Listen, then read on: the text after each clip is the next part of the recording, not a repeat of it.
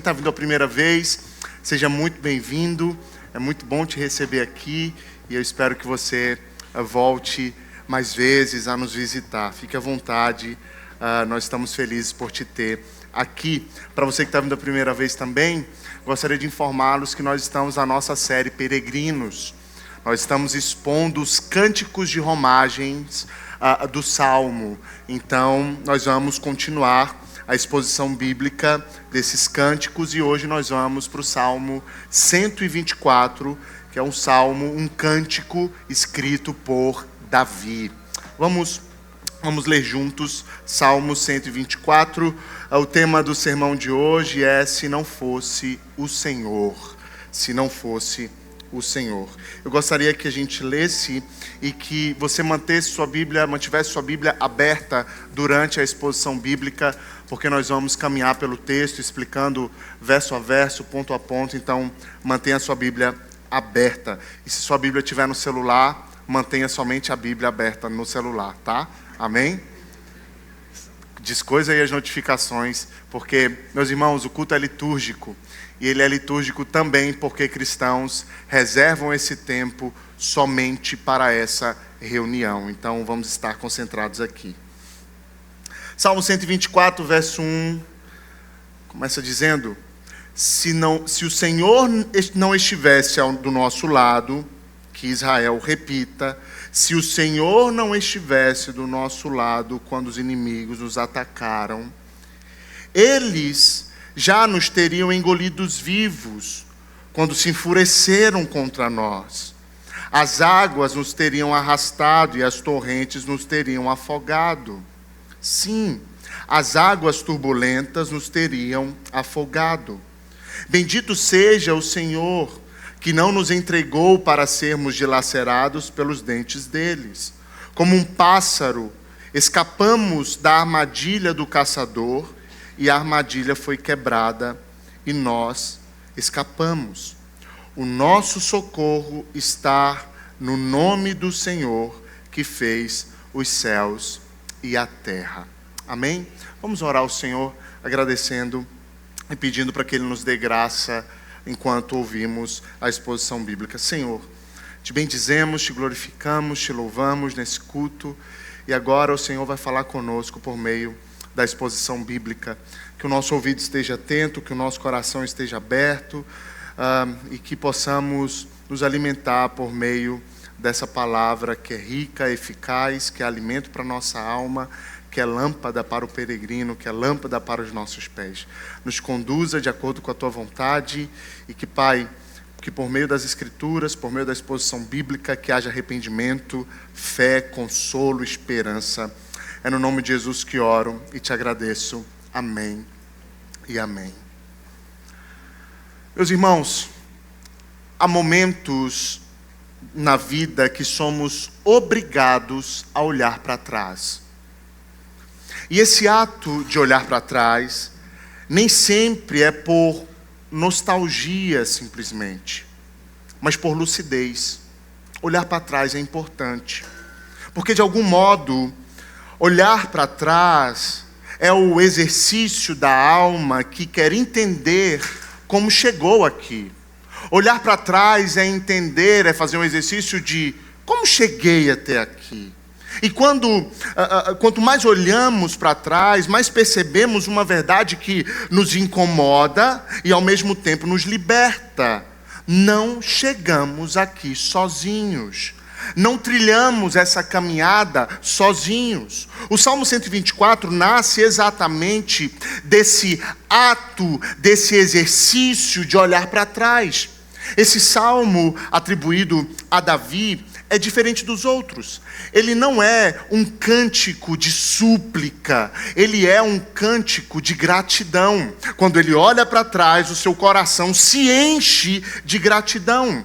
É a lembrança viva de que se o Senhor não estivesse ao lado do seu povo, Israel teria sido completamente destruído. Se não fosse o Senhor ao lado do povo de Deus, Israel não existiria. Se não fosse o Senhor. Portanto, ao escrever esse salmo, Davi nos convida a olhar para trás e reconhecer: se não fosse o Senhor, nós não estaríamos aqui. Já parou para pensar isso no seu dia a dia? Que se não fosse o Senhor, você talvez não estaria aqui? E esse é o cântico de quem sobreviveu. Esse é o cântico de quem passou pelo perigo e agora entende o motivo da sua sobrevivência. Davi olha para a própria história, enxerga tudo que poderia ter dado errado e reconhece que em cada momento a presença fiel de Deus o manteve de pé. E essa é a beleza desse salmo, meus irmãos. Davi aqui nos ensina a fazer o mesmo, porque todo cristão, absolutamente todo cristão, mais cedo ou mais tarde, vai precisar encarar uma pergunta que é séria, uma pergunta que também é pedagógica: se não fosse o Senhor, aonde nós estaríamos? Se não fosse o próprio Deus, onde você estaria? Você que tem 60 anos, você que tem 50 anos, você que tem 20, 30, 40, eu não sei. Se não fosse o Senhor, onde você estaria? O Salmo 124 é o testemunho de um povo que aprendeu que a vida não é fruto do acaso, que a vida não é fruto da sorte, mas da graça, da providência divina que vimos semanas atrás. Que a vida não é um emaranhado de acasos, não, mas que a vida é um ato de graça, de cuidado e governo do próprio Deus. E é sobre isso que nós vamos refletir hoje, essa manhã. Nós vamos dividir esse sermão em 4 partes. Cada parte responde a uma única verdade: se não fosse o Senhor, nós não estaríamos aqui. Preste muito bem atenção. No versículo 1 e 2, nós veremos que se não fosse o Senhor, nós teríamos sido derrotados. Dos versículos 3 a 5, entenderemos que se não fosse o Senhor, nós teríamos sido destruídos. Nos versículos 6 e 7, veremos que se não fosse o Senhor, nós ainda estaríamos presos. E no verso 8, concluiremos que se não fosse o Senhor, nós não teríamos socorro. E é assim que nós vamos caminhar hoje. Vamos para a primeira parte desse sermão, a primeira verdade que esse texto traz, que é: se não fosse o Senhor, nós teríamos sido derrotados. Nos versículos 1 e 2, olha o que ele diz: se o Senhor não estivesse ao nosso lado, que diga, ó Israel, se o Senhor não estivesse ao nosso lado quando os inimigos nos atacaram. Eu queria pedir para o telão ficar atento aos textos, amém? Davi, ele começa este cântico com uma frase condicional. Preste muito bem atenção. Se não fosse o Senhor, se o Senhor não estivesse ao nosso lado. É como se Davi estivesse dizendo: olhe, pare por um momento, pare por um instante e perceba, se Deus não estivesse agido, se Ele não estivesse conosco, onde você estaria? Davi, ele está levando o povo a lembrar de tudo o que havia enfrentado: perseguições, guerras, traições, e que se não fosse o Senhor, eles não estariam ali. Davi olha para trás e percebe que tudo o que eles enfrentaram, as perseguições, ele olha para trás e reconhece: não foi sorte. Ele olha para trás e reconhece: não foi a minha habilidade. Ele olha para trás e reconhece: foi o Senhor. Quando ele diz se não fosse o Senhor, se o Senhor não estivesse ao nosso lado, ele está falando da presença ativa de Deus. Não apenas de um Deus que observa, mas de um Deus que participa, de um Deus que luta, de um Deus que age em favor do seu povo. É como se Davi dissesse: Deus não foi na minha história um espectador. Deus não foi na minha história um Deus distante. Quando olho para trás, eu percebo que Ele andou conosco, que ele andou comigo. Israel não venceu porque era numeroso, nem porque tinha um exército forte. Israel venceu porque o Senhor estava presente na batalha. Então é isso que Davi enxerga. Quando ele olha para trás, ele percebe: não foi o meu exército, não foi o número de israelitas, foi o Senhor. Agora, quando olhamos para o texto, mais uma vez, vemos que Davi convida o povo a responder. Quando ele diz: se o Senhor não estivesse ao nosso lado, que Israel repita. Esse trecho aqui, que Israel repita, é um chamamento à memória coletiva, à confissão pública. Ele quer que todos reconheçam: estamos vivos porque o Senhor esteve conosco. E essa repetição que ele faz não é um descuido poético, é uma ênfase proposital. Davi aqui, ele quer que essa verdade entre na mente e desça para o coração. Sem Deus, nós não estaríamos aqui. Me perdoe a repetição. É que às vezes a gente pensa que a gente é senhor da nossa história. Mas Davi está convidando todo o povo a dizer: não, é o Senhor. É por isso que esse texto nos ensina o primeiro passo da verdadeira fé. Qual é o primeiro passo da verdadeira fé? Reconhecer dependência. Reconhecer que você depende totalmente de Deus para absolutamente tudo, inclusive para a salvação.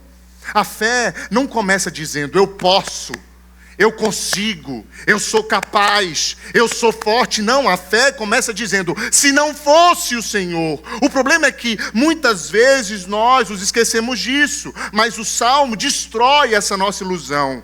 Na vida dos que trilham a jornada da fé, não existe coincidência, existe providência. Por isso que a presença de Deus ao nosso lado não é simbólica. A presença de Deus ao nosso lado, na nossa história, ela é real. Deus não apenas é o Deus do templo, Ele é o Deus da estrada. Deus não é apenas o Deus que a gente pensa que só está numa igreja, dentro de uma caixa. Ele é o Deus do nosso cotidiano. Ele é o Deus da nossa caminhada. Ele é o Deus que caminha junto ao peregrino. Portanto, o que Davi quer gravar em Israel e o que o Espírito Santo de Deus quer gravar nos nossos corações hoje é simples, mas é profundo.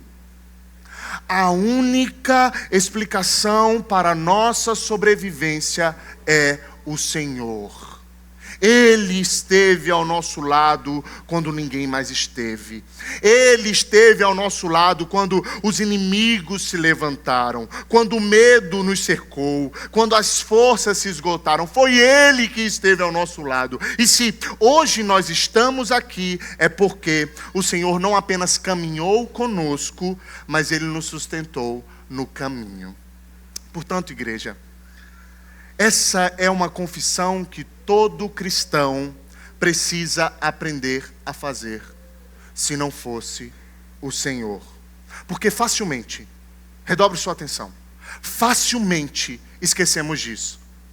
Nos acostumamos a olhar para a vida como se fôssemos autores da nossa própria história. Achamos que chegamos até aqui por causa do nosso esforço, da nossa prudência, das nossas escolhas, e acabamos não percebendo que esse tipo de atitude, esse tipo de pensamento é um orgulho espiritual, é uma forma refinada de idolatria. Porque, meus irmãos, toda vez que queremos explicar o nosso passado sem Deus, nos colocamos no lugar dele. Eu vou repetir: todas as vezes que você olha para trás e tenta explicar tudo o que aconteceu na sua vida e você não coloca Deus lá, você está ocupando o lugar dele. E às vezes Deus permite certas crises para quebrar essa nossa ilusão. Você lembra, empresário, da pandemia? Você lembra, homem, quando você foi fazer o exame de rotina e descobriu que estava com uma doença séria? Às vezes Deus tira o chão, não por crueldade, mas para que a gente se lembre que o chão pertence a Ele. Ele diz: ei, não é você o condutor da sua história, sou eu. Sou eu. É nos desesperos que descobrimos o que sempre foi verdade. Se não fosse o Senhor, já teríamos sido engolidos pelas circunstâncias. Se não fosse o Senhor, o casamento já teria acabado. Se não fosse o Senhor, o coração já teria endurecido. Se não fosse o Senhor, a fé já teria morrido. Mas Ele esteve ao nosso lado. E por isso nós estamos aqui. Amém, igreja? Amém? Se você é cristão, não se acostume a dizer, eu consegui. Mas comece a dizer, Ele me sustentou. Não diga, eu superei, eu venci simplesmente. Mas diga, o Senhor me livrou. E essa é a fé dos peregrinos. Essa é a fé daqueles que olham para trás e vê Deus em cada passo da jornada. Então, hoje eu lhe convido, antes de olhar para o que falta, olhe para o que foi vencido. Hoje eu lhe convido a, antes de murmurar pelo que não se teve, agradeça pelo que não se perdeu. Antes de você murmurar, comece a olhar para trás e ver a graça de Deus te rondando a todo tempo. Mas o problema é que a gente olha para a nossa vida, vê as dores que a gente passou e a gente pensa, nessas dores não tinha Deus. E aí a gente cai num grande engano. Porque até nas dores mais profundas, é Deus dizendo, eu estou ao seu lado, eu vou te sustentar. Porque, meus irmãos, se não fosse o Senhor, você nem estaria aqui para lamentar. Se não fosse o Senhor. E que, se estamos aqui, já é prova o suficiente de que o Senhor esteve ao nosso lado. A segunda verdade do texto é que, se não fosse o Senhor, nós teríamos sido destruídos. Olha o que ele diz no versículo, do verso 3 a 5, ele diz, eles, se não fosse o Senhor, eles já nos teriam engolidos vivos, quando se enfureceram contra nós, as águas nos teriam arrastado, e as torrentes nos teriam afogado. Sim, as águas turbulentas nos teriam afogado. Então, depois de afirmar que o Senhor esteve ao nosso lado, o salmista agora, ele descreve o que teria acontecido se Ele não estivesse ao nosso lado. Vamos lá. O que teria acontecido conosco se o Senhor não estivesse ao nosso lado até aqui? E para isso, Davi usa 3 imagens fortes e realistas para ilustrar o que teria acontecido se Ele não estivesse conosco. A primeira imagem, a primeira metáfora que ele usa é a fúria de um inimigo voraz. Ele já nos teria engolido vivos, diz no verso 3. Depois, a inundação violenta das águas. No versículo 5 diz, as águas turbulentas nos teriam afogados. E no versículo 4, e por último, a força impetuosa de uma torrente incontrolável. As águas nos teriam arrastados e as torrentes nos teriam afogado. Cada metáfora que ele usa mostra um tipo diferente de ameaça e, ao mesmo tempo, o quanto todas são letais. Então, quando Davi diz, eles nos teriam engolidos vivos, no verso 3, ele está falando de inimigos movidos por ira, por ódio. A ideia aqui é de um animal feroz devorando uma presa, talvez um urso, um leão. Davi já havia convivido com isso. Ele lutava contra o urso, contra o leão. Então, é por isso que ele coloca essa questão das feras, dos animais vorazes.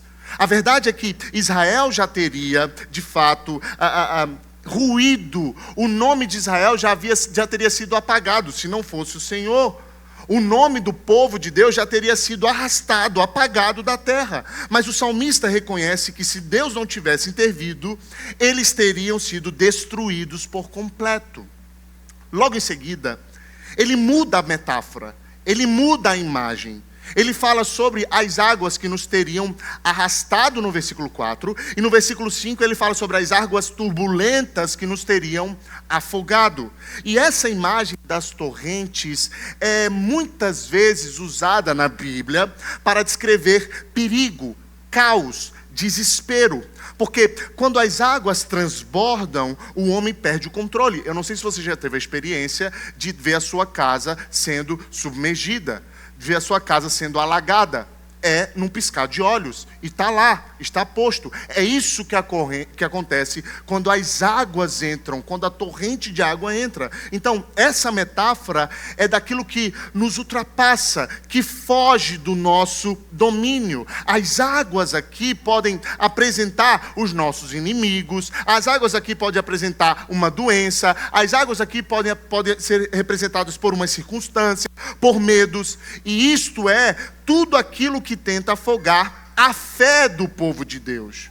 Portanto, com atenção, repare no desenvolvimento do texto. Primeiro ele fala da ira, que é algo pessoal e direto, mas depois ele fala da água, que é algo incontrolável, impessoal. Então, isso nos leva a entender que o salmista aqui está nos mostrando que as ameaças do povo de Deus vêm de todos os lados. A ameaça contra o povo de Deus vem de todas as maneiras, das pessoas, das situações, dos ataques, das pressões. Mas há aqui algo que não podemos esquecer, que a ira não venceu o povo de Deus. Há algo aqui que nós não podemos esquecer, que a torrente não afogou o povo de Deus, que a violência não destruiu o povo de Deus, porque o Senhor estava do lado deles, e por isso ele faz o exercício. Se não fosse o Senhor, as águas teriam me submergido, eu teria sido devorado por feras, se não fosse o Senhor. E esse é o ponto central do texto, a diferença entre o que poderia ter acontecido e o que realmente aconteceu por causa da presença de Deus.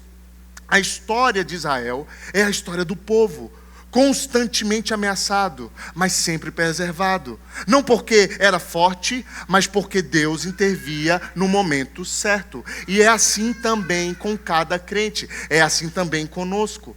Não há cristão que não tenha sido, de fato, em algum momento, visto as águas subirem em suas vidas. Não existe um ser dentro dessa igreja que não tenha enfrentado a ira de alguém, a dor de uma injustiça, ou até mesmo a pressão de um caos inesperado. Não há ninguém aqui que não tenha passado por isso. Mas como Israel, nós podemos olhar para trás e perceber: se o Senhor não estivesse comigo, eu teria sido destruído. Quais são as coisas da sua vida que você vê que se compara com ira, com torrente de água, com afogamento? Inesperado. Inesperado.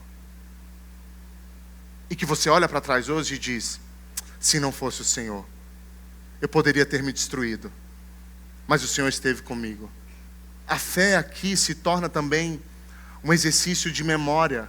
Lembrar que se não fosse o Senhor, já teríamos sido engolidos pelas circunstâncias.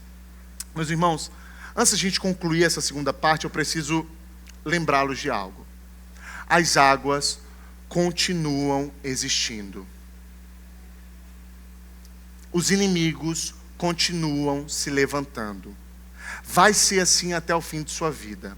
A gente pensa que a gente vira crente e Deus vai acabar com as águas e com os nossos inimigos. Deus vai acabar com as feras. Deus vai acabar com as águas que podem nos submergir. Ele vai destruir isso da nossa vida. E não é isso que Ele promete. Não é isso.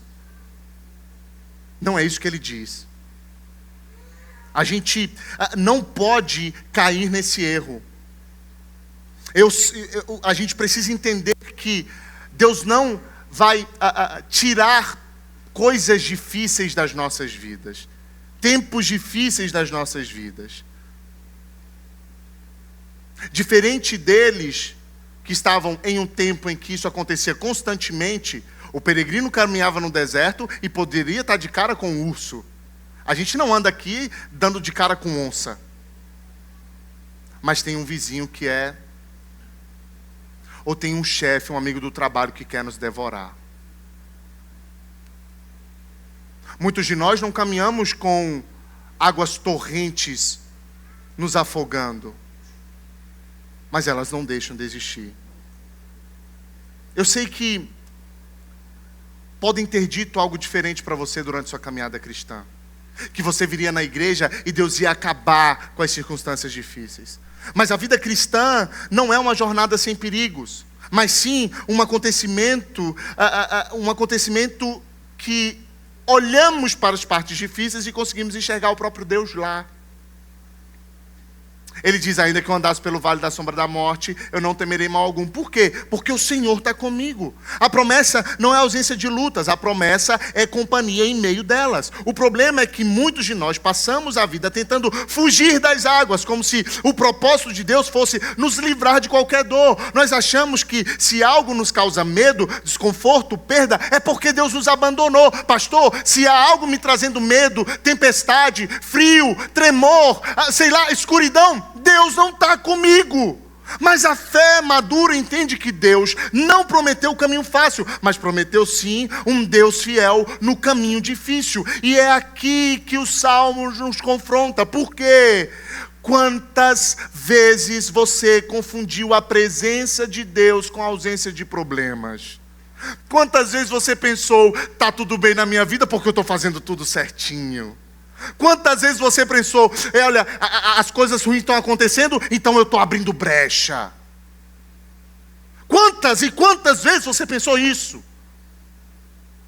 Quantas vezes as águas começaram a subir e você disse, peraí, eu dei meu dízimo, eu dei oferta, eu fui na oração, eu estou lendo a Bíblia, eu estou ouvindo música, estou ouvindo Cassiane, meu Deus, o que está acontecendo? Por que isso está acontecendo? Cadê Deus? E Ele está lá. Enquanto as águas sobem, Ele está lá. Mas aí vem a boa notícia do salmista. Você não vai ser destruído. Você não vai ser destruído. Olha, nós estamos falando aqui de algo muito importante. Porque Davi está nos ensinando que as águas não provêm da ausência de Deus. Mas sim que as águas provam a necessidade dEle. Os tempos difíceis não é a ausência do nosso Deus. Os tempos difíceis é um chamamento para você se lembrar. O meu socorro vem do Senhor. Os tempos difíceis são pedagógicos para que você se volte para Deus. Se não fosse as águas, talvez nunca perceberíamos o quanto dependemos do Deus que nos sustenta. Já ficou doente? Já ficou internado? Já ficou esperando o resultado de um exame? É lá que você percebe. Já faliu alguma vez? Sei lá, já perdeu um ente querido? Já passou por tempos de extremo desafio? Bem-vindo à escola de Deus. Não é Ele te punindo, é Ele te despertando para que você entenda.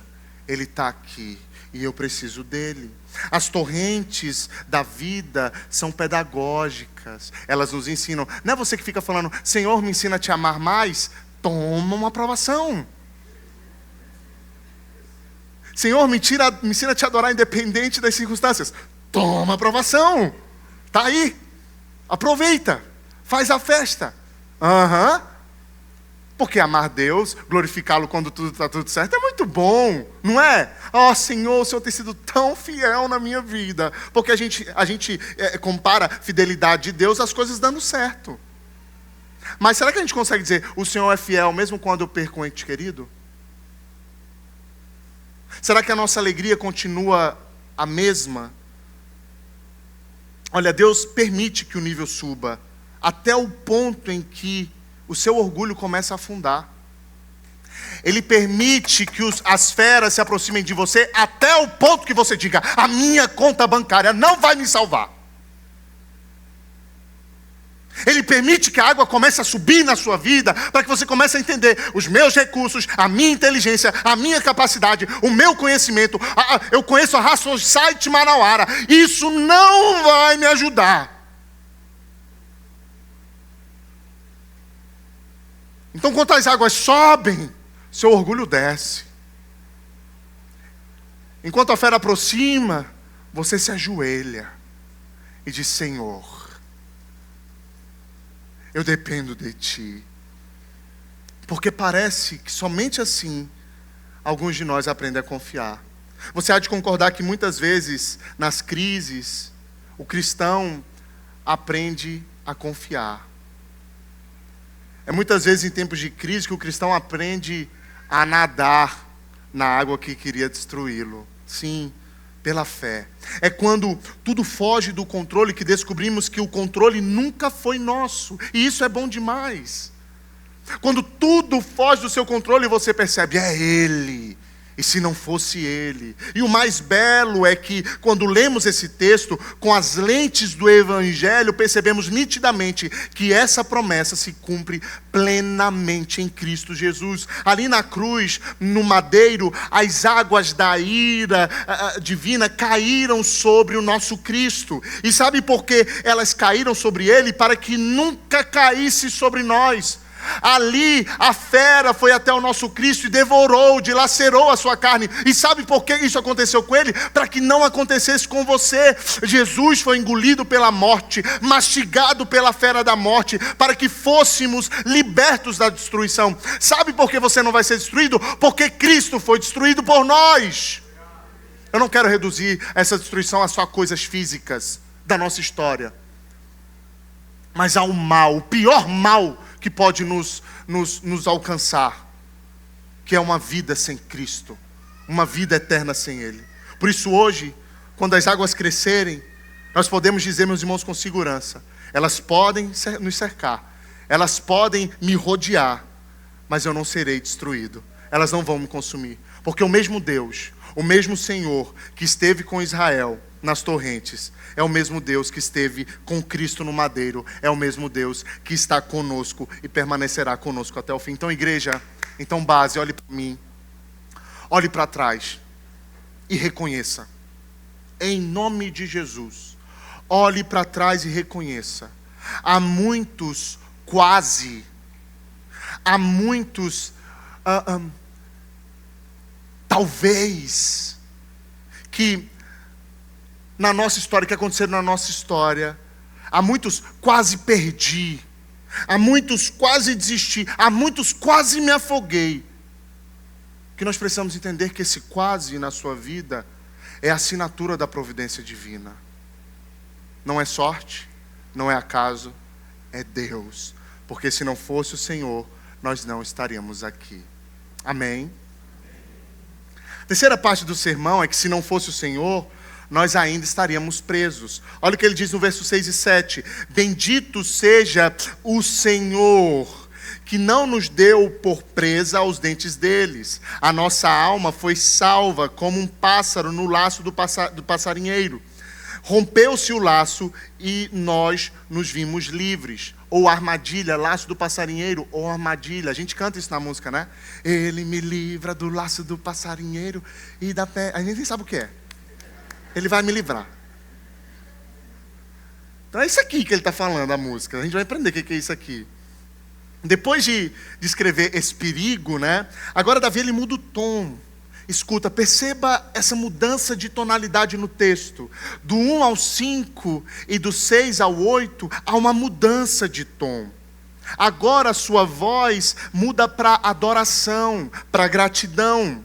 Ele não está mais nos lembrando do que poderia ter acontecido, mas agora ele está celebrando o que realmente aconteceu. Então aqui há uma mudança de tom. Os primeiros 5 versículos eram o quê? Uma lembrança do que teria acontecido. Mas agora dos versículos 6 a 8 é uma adoração.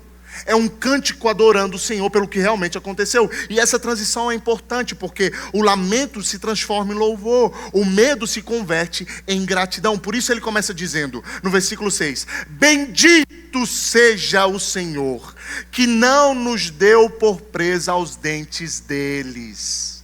Bendito seja o Senhor.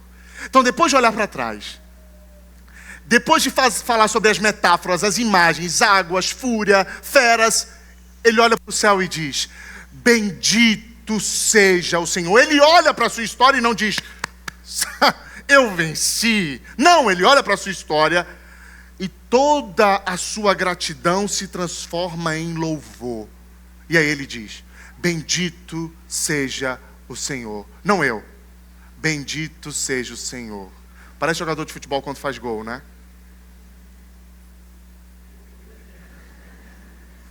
Já viu isso? O cara não é nem crente. Chamou palavrão o jogo todinho. Pega a mulherada depois do jogo, mas...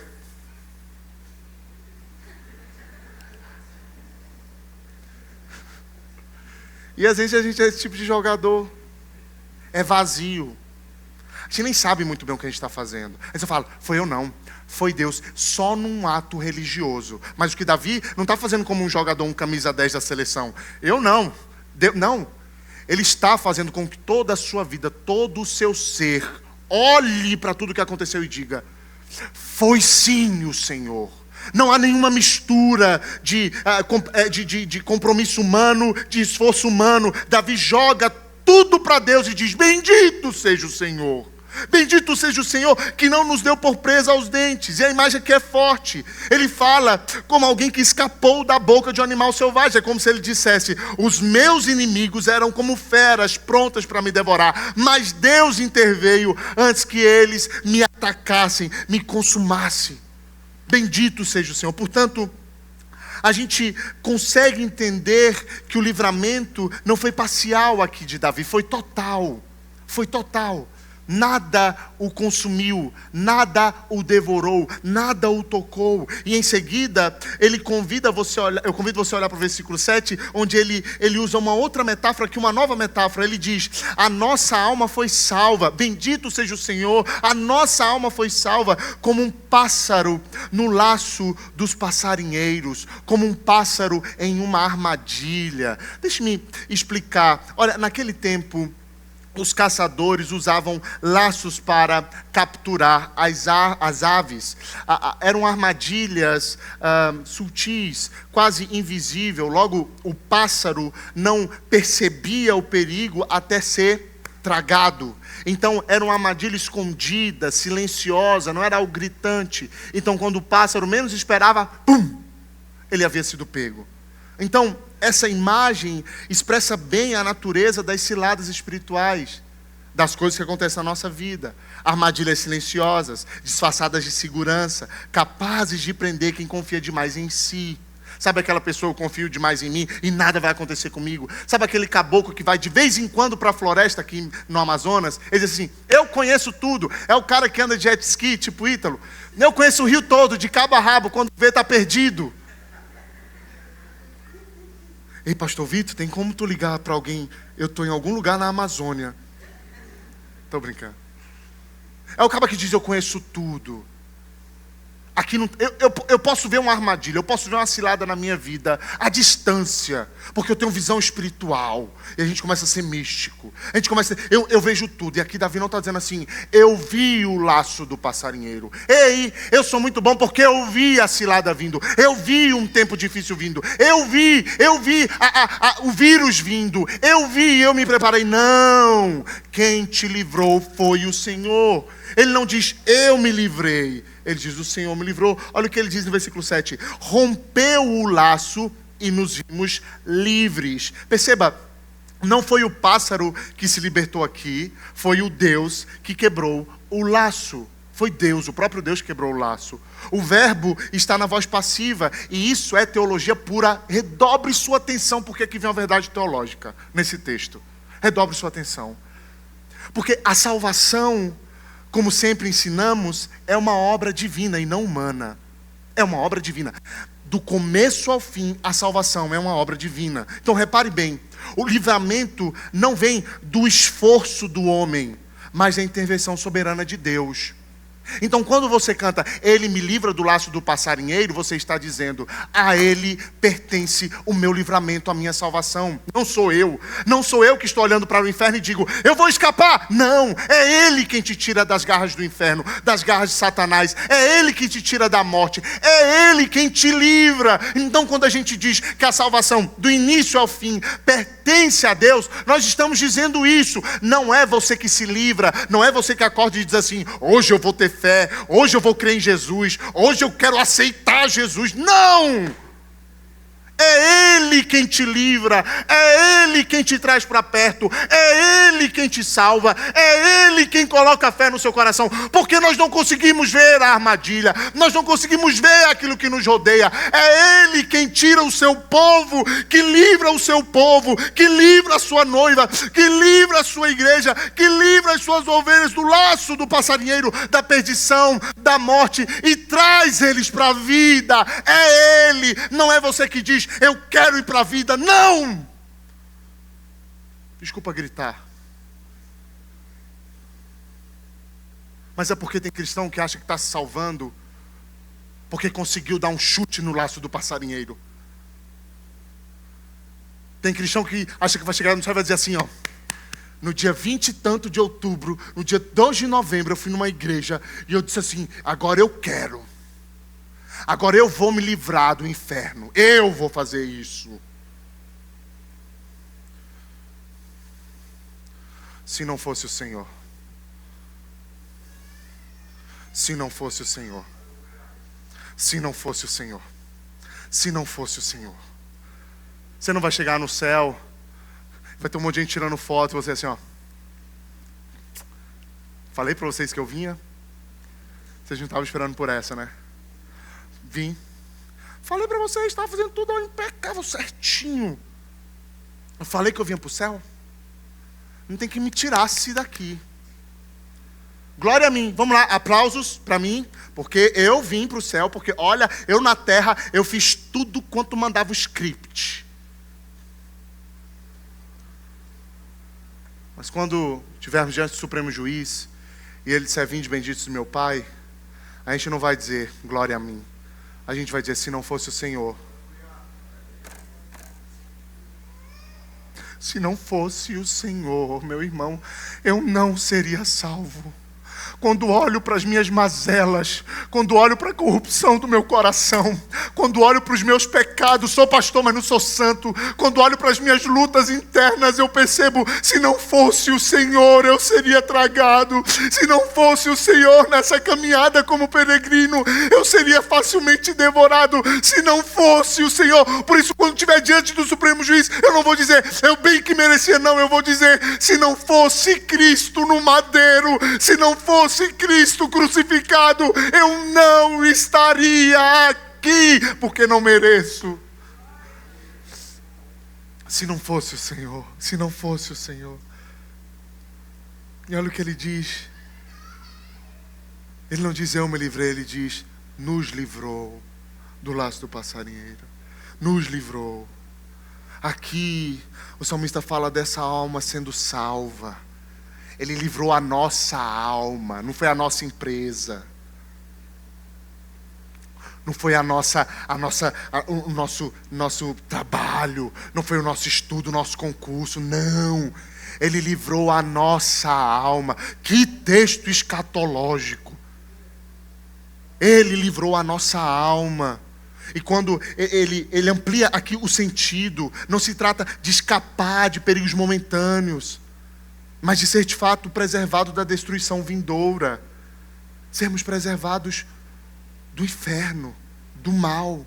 Então entenda, a nossa alma é a sede da nossa fé, da nossa esperança, da nossa comunhão. E é justamente isso que Deus está protegendo. Então, desse modo, quando compreendemos essa verdade, tudo muda. Porque o livramento de Deus não é apenas escapar do mal, é nos guardar para a vida eterna. Escute isso. Se você ainda vive pensando que o maior mal do mundo é o que está acontecendo no Rio de Janeiro, ou uma doença, eu quero te dizer que o maior mal do mundo é o inferno.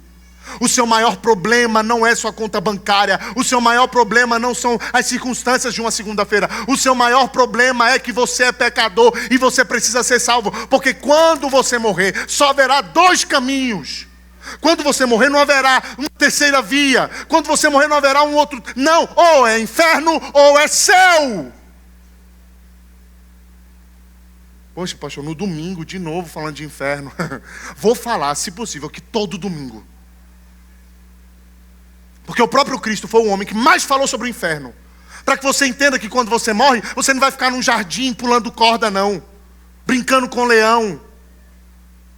Haverá só dois caminhos. Nós vimos isso no Sermão do Monte, dois caminhos. Ou é destruição, ou é vida. Ou é céu, ou é inferno. Ou é vida, ou é morte. Não há outra via. Então Deus está lhe livrando, lhe guardando do maior mal do mundo. E que maior mal do mundo é esse? A sua vida ser guardada do maior mal do mundo, que é o inferno. E quando entendemos que fomos preservados da condenação e salvos para sempre em Cristo, o único resultado possível é adoração, é comunhão. Quando entendemos essa verdade, que fomos livrados do laço do passarinheiro, o nosso único motivo, a nossa única intenção agora é adorá-lo. É adorá-lo. Essa graça que nos salva precisa nos transformar. Por isso o salmista começa no versículo 6 dizendo: bendito seja o Senhor. Olha, a graça, escute, eu estou finalizando, a graça que lhe salva, a graça que lhe livra do laço do passarinheiro, deve despertar em você gratidão. Vou lhe dizer uma coisa: você não é salvo pela graça para você continuar pecando. Você não é salvo pela graça para você continuar vivendo sua vidazinha de pecado, para você continuar vivendo seu evangelhozinho instável, uma hora é, outra hora não é. Você é salvo pela graça, e essa salvação pela graça lhe traz responsabilidades. Você é salvo pela graça, não por obras, mas se você é salvo pela graça, você vive como quem foi salvo, porque a graça é recebida por fé, e a fé sem obras ela é morta. Portanto, se sua fé é salvífica, você vai ter uma vida de gratidão, e uma vida de gratidão reverbera para boas obras. Você não é salvo pelas boas obras, mas você é salvo para as boas obras. Entende isso? E essa é a verdadeira fé. A verdadeira fé que produz essa adoração. A verdadeira adoração nasce em nós por meio dessa consciência da graça. Quando você vê que Cristo morreu por você, o que você sente? O que lhe traz até aqui? Se o que te trouxe até aqui é porque é uma palavra boa, pastor. O que me trouxe até aqui é porque está na moda ser evangélico. Se a sua resposta não for graça, não for Cristo, o seu cristianismo tem prazo de validade. Se o que Cristo fez na cruz do Calvário não te muda por completo, meu irmão, não muda o seu estado de vida, eu quero dizer que a sua fé pode ser falsa. Desculpe. Então aquele que entendeu que foi preservado da destruição, ele quer viver em comunhão, quer viver junto ao seu povo. Então a alma salva é uma alma que canta. A alma salva é uma alma que exulta. Por isso esse cântico. Porque Davi louva sabendo que o Senhor o guardou para sempre. E a resposta natural de quem foi liberto é o louvor, é a adoração. É a alma que foi salva, é uma alma que canta. Bendito seja o Senhor. Mas não é só cantando na hora do culto, canta com a vida.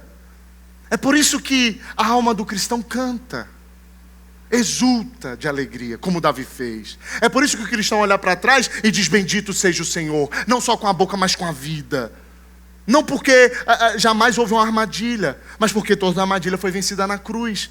Cristo, meus irmãos, é o verdadeiro libertador. É aquele que quebrou o laço do pecado e da morte. Na cruz, ele foi entregue por um instante aos dentes dos inimigos, mas ele ressuscitou para provar que nenhuma prisão é definitiva para os que pertencem a Deus. Assim como um pássaro, assim como um animal em uma armadilha se livra, nós também nos vemos livres em Cristo. Mas essa liberdade não é uma emoção de culto, é um chamado à coerência. Escute muito bem isso, porque nós estamos tratando de um dos maiores problemas da nossa geração.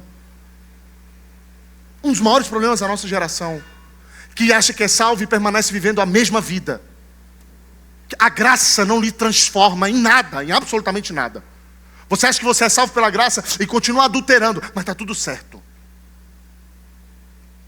Cantar bendito seja o Senhor não é apenas repetir uma frase, é transformar o louvor em de fato vida, em estilo de vida. É reconhecer que tudo que aconteceu atrás, é reconhecer que a sua salvação, quando você olha para a cruz, não veio de você, mas veio do Senhor. E isso traz um louvor de dentro da sua alma. E esse louvor não é só cântico, é estilo de vida. Por que eu não adultero com a minha esposa? Por que eu não traio a minha esposa? Porque o Senhor a ama demais, pastor. Ela não é seu amor? Ela é. Mas eu vou lhe dizer uma coisa: em primeiro lugar, eu não faço isso porque sou grato a Cristo, a Deus, pelo que Ele fez por mim na cruz do Calvário. Entende isso? A minha aliança é antes de tudo com o Senhor. Eu amo acima de todas as coisas. Eu não. Você acha mesmo, marido, que você não vai trair sua esposa porque você ama? Você vai fazer isso porque você olha para a cruz e percebe que você não quer colocar Cristo no mesmo lugar. Você percebe que a sua gratidão ela é tão grande, tão forte, tão efusiva, que não há outro estilo de vida para mim. Eu não quero fazer nada Nada que entristeça o Espírito Santo. E não de uma maneira legalista, moralista, não. Mas porque louvo ao Senhor. Mas porque adoro ao Senhor com tudo. Por isso que o primeiro passo é amar Deus acima de todas as coisas. Porque se isso não acontecer, meu irmão, você está fadado ao erro. Fica achando que você vai ficar lutando só com seus sentimentozinhos. Fica achando, minha irmã, que você vai ficar lutando contra a ansiedade, o medo só com os seus sentimentozinhos. Não! Você precisa olhar para a cruz de Cristo, olhar para essa graça e fazer como Davi. Olha, se não fosse o Senhor, bendito seja o Senhor. E esse louvor reverbera, vai para a ponta dos dedos. É adorar com as escolhas. Escute, você que acha que adorar é só canção. É adorar da maneira como você age. É adorar com o seu caráter. É adorar com o modo de tratar as pessoas. É adorar com a maneira como você trata dos negócios. A maneira como você trata o seu trabalho. Adorá-lo. É adorar sendo um bom empregado para a glória de Deus, ainda que a empresa seja horrível. É adorá-lo porque você faz tudo para a glória de Deus. É adorá-lo. Esse adorar não é só vir para a igreja e ter um tempo de louvor. Adorá-lo no modo como você reage à dor. Adorá-lo, adorá-lo. Muitos dizem, Senhor, obrigado por me livrar do laço, mas passam a semana construindo novos laços. Muitos dizem, Senhor, obrigado por ter me livrado, mas continuam vivendo a semana como se Deus não fosse nada. Eu vou para a igreja hoje domingo, porque domingo, né? É dia de culto. Aí eu vou lá, ó, para começar a semana bem. Isso aqui não é descarrego não, meu irmão. Você sai daqui, vou lá cumprir minha missão da semana. Vira crente. Vira cristão de verdade. Você não está vindo aqui para ter um chuá espiritual, não. Não está, desculpe lhe dizer, você não está. Você não está vindo aqui para dizer assim, eu vou lá porque eu vou cantar e aí tudo na minha semana vai ser bom. Não adianta vir aqui e ficar falando, Senhor, eu vim aqui agradecer pela semana, pelo contrato que eu assinei, pelo emprego que eu consegui, pela faculdade que eu passei. Obrigado, Senhor. E na segunda-feira você se entrega ao diabo. Tudo que você assiste, tudo que você fala, tudo que você faz, a maneira como você age, em nada há deleite no Senhor. É a Bíblia inoperante durante a semana. É Senhor, obrigado no culto, mas na segunda-feira já está batendo na esposa. Já está mentindo no trabalho. Que gratidão é essa? Eu lembro quando meu pai viajou, eu era pequeno, vou contar rápido. Ele veio e trouxe uma moto de bateria. Naquele tempo não era moda assim, era um luxo ter uma moto de bateria. Aí ele trouxe, o filho trouxe presente, eu desci, a gente morava no apartamento. Aí ele tirou assim da caminhonete a moto de bateria. Lembra, Mirelle? Minha irmã está aqui, gente. Ela é mais pecadora do que eu. Do nada, né? Tô brincando. Ela está grávida, bichinha. É porque ela mexeu muito comigo quando eu era criança, cara. Aí a gente tem que começar né? Enfim. Mas pastor, não pode contra-atacar. Deus me entende. Tô brincando. Se tem uma pessoa boa lá na minha família, pai, mãe, irmão, é essa menina. Mas enfim. Ele chegou com a motinha, meu Deus. E eu lembro que a minha gratidão para com meu pai era gigantesca. Meu pai falava qualquer coisa, eu, sim, papai. A gratidão era tanta, meu pai, filho, isso é o quê? Pois não, papai. Porque ele me deu uma moto. Tipo, até eu esquecer dessa moto, eu vou. Você tem que tirar 10 na prova. Sim, papai. Filho, vem cá dar abraço, papai. Ai, papai. Porque ele me deu uma moto. Estou fazendo uma comparação esdrúxula, tá? Mas quando você olha para a cruz, você tem que viver como um filho grato. E não como um filho ingrato. O Senhor morreu na cruz. Não é uma moto, é vida. É sangue, foi comprado com sangue. A gente não fala assim, papai. Morreu. Quando eu ficar velho, a gente vê isso. Você pode ser esse menino ingrato. É disso que o salmista está falando. Olhar para a sua vida e falar assim, se não fosse o Senhor. Mas já passou. Não vou bem dizer a Ele não. minha vida não vai o exultar. Gente, o cristão ele não canta só com lábios. Ele canta com a vida. Quando o salmista está transformando isso em cântico, ele não está chamando para um momento de louvor congregacional. Ele está pedindo para que você cantar com a boca fechada. Ele está pedindo para que o seu cântico venha para a ponta dos dedos. E cada ato de fidelidade, cada gesto de arrependimento, cada passo de confiança é um eco do mesmo cântico do salmista. Bendito seja o Senhor que nos livrou. E essa é a diferença entre apenas celebrar a libertação e viver como liberto. Essa é a grande diferença. Quem entendeu o que aconteceu na cruz, quem entendeu a graça de Deus, não precisa de uma ocasião para cantar, não precisa de um culto de domingo para ser crente. Quem entendeu o que foi feito na cruz do Calvário, vive cantando com a vida.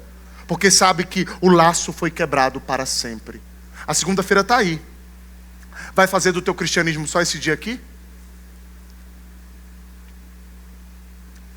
Ser crente é só essa hora e meia que você passa aqui.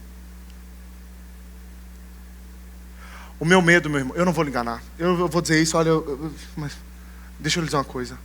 O meu medo é que você seja um pseudo-cristão. E o que vai lhe responder isso é a sua vida na semana. Eu não estou falando de passar a vida na semana. Oh, Deus! A pessoa chega no teu trabalho, boa tarde, você... Sai pra lá porque eu adoro só o meu Deus. Não. Estou mandando você se enfiar numa bolha gospel. Estou falando para você viver as coisas boas da vida, mas para a glória de Deus. Entendendo que Ele te deu tudo. E aqui eu encerro a última parte e a gente já vai para a nossa ceia. Se não fosse o Senhor, nós não teríamos socorro. Olha o que ele diz no verso 8. O nosso socorro está no nome do Senhor que fez os céus e a terra. O salmista agora não fala mais na primeira pessoa, dizendo o meu socorro. Olha, presta atenção, não olhe para o movimento na igreja. Ele não está falando só o meu socorro vem do Senhor. Agora ele está dizendo o nosso socorro. Escute, no Salmo 121, e foi até a exposição que eu preguei, que eu dei, a experiência do Salmo 121 era individual, era o meu socorro. Mas agora no Salmo 124, a experiência é comunitária, é o nosso socorro. O que antes era um clamor pessoal no Salmo 121, agora se transforma em uma confissão pública. O nosso socorro. Mas ele continua dizendo, o nosso socorro está no nome do Senhor. Olha, na Bíblia, o nome de Deus representa o caráter, a sua presença, o seu poder agindo em favor do seu povo. Então, dizer que o socorro está no nome do Senhor é afirmar que toda ajuda, que toda provisão vem do próprio Deus. Então, quando ele diz, o nosso socorro vem do nome do Senhor, ele está dizendo, tudo vem de Deus. E ele prossegue, o nosso socorro vem do Senhor que fez os céus e a terra. Ou seja, o mesmo poder que criou todas as coisas é o poder que sustenta e salva o povo. O mesmo poder. Por isso o verso 8 é uma declaração de fé completa. Aqui ele encerra o cântico. Aqui ele está dizendo, Deus é criador, Deus é redentor, o Senhor é o Deus dos céus, o Senhor é o guardião da terra, o Senhor é o Todo-Poderoso e ao mesmo tempo é o Deus próximo, é o Deus que intervém em favor de quem confia nele, e isso muda tudo. Porque o mesmo Deus que fez os céus e a terra, não apenas criou tudo, Ele andou na criação, Ele pisou na terra. No Novo Testamento, essa verdade aqui de Davi se cumpre plenamente em Cristo. Cristo é a encarnação do nome do Senhor. O Deus invisível agora está revelado entre nós. Por isso, quando o salmista declara, o nosso socorro está no nome do Senhor, nós, a igreja, podemos afirmar com convicção, o nosso socorro tem nome. O nome do nosso socorro é Cristo. É Cristo. Em Cristo, o Criador dos céus e a terra se fez homem.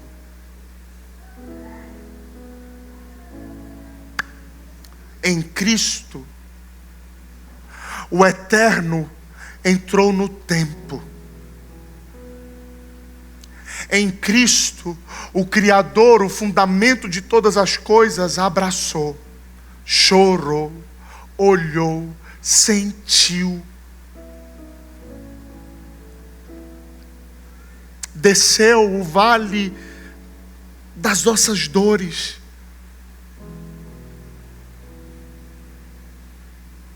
Foi tentado. Se entristeceu. Se lamentou. Mas tem uma coisa. Ele venceu o inimigo que nenhum de nós poderia vencer. O pecado. O pecado. Ele é o socorro que veio do alto para nós. Ainda que você morra,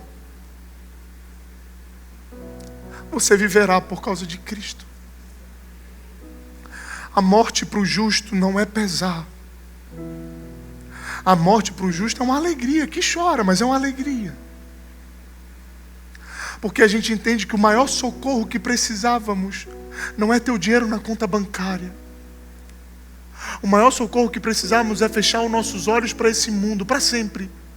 E ao despertar, estar na presença de Deus. Ele é o nosso socorro. E é por isso que cada crente pode dizer com segurança: se não fosse o Senhor, eu não estaria aqui. Mas porque Ele está, eu estou de pé. Porque Ele vive, eu posso crer no amanhã. Eu sei que a minha vida está em Suas mãos. Por que a gente canta que a nossa vida está nas mãos dEle e a gente acha que a gente pode se perder? Que mão é essa? Que mão é essa? Então, igreja, o Salmo termina com uma confissão que tornou um cântico do povo, que se tornou um cântico do povo de Deus há séculos. O nosso socorro vem do Senhor que fez os céus e a terra. O nosso. Agora não é só mais o meu. Agora é o nosso. Não é apenas uma frase bonita. Agora é uma mesa posta. É uma mesa posta. E hoje, a mesa da ceia nos celebra justamente isso. O socorro que se fez carne, partiu o pão, derramou o sangue, bebeu do cálice. O nosso Senhor, o nosso socorro é mesa posta, para todos se assentarem. O salmista olha para trás e viu os livramentos de Deus em sua história. Agora nós olhamos para o cálice.